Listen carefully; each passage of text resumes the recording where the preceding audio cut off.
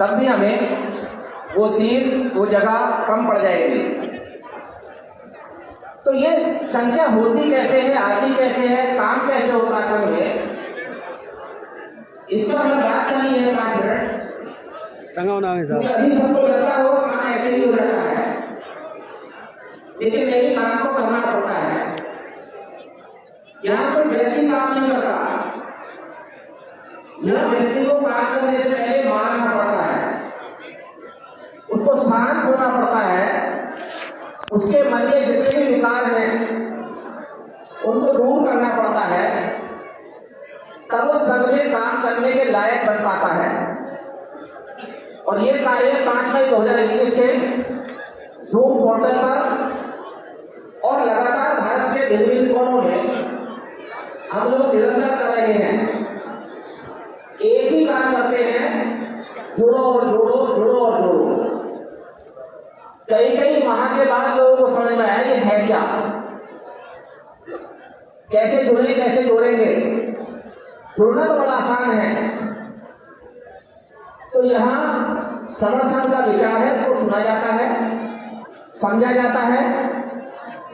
अगर हमें समझ में आ जाता है, हम सहमत हैं समर्थन के विचार से,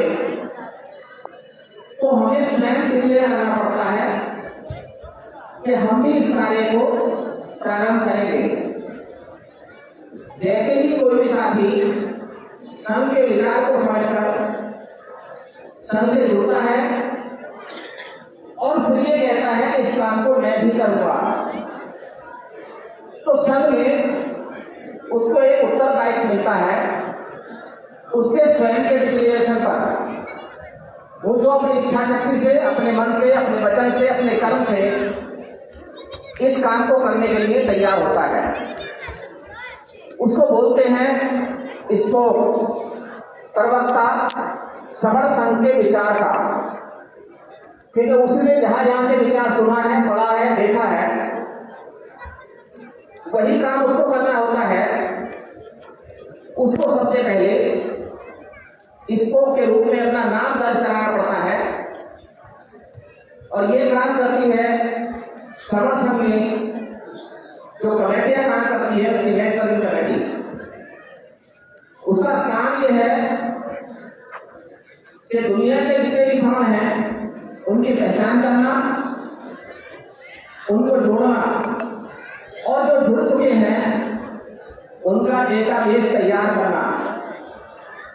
क्योंकि बाबा साहब ने कहा था, अगर किसी बीज को मिट्टी में डाल दें, उसे खाद पानी ना दे, हवा ना मिले, तो बीज कभी पौधा या पेड़ नहीं बन सकता, बल्कि वो मर जाता है। उसी प्रकार से कोई भी विचार अगर उसका प्रसार ना हो, प्रचार ना हो, प्रैक्टिस पे ना लाया जाए, तो विचार मर जाता है।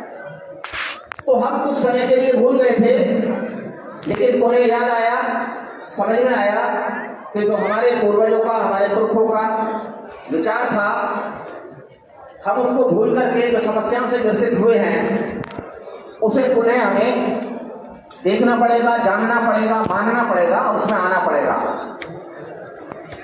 अब तक हम लोग सोचते हैं इंसान आईने के सामने खड़ा होता है, उसके अंदर कितने विकार हैं, कितनी अच्छाई है, खुद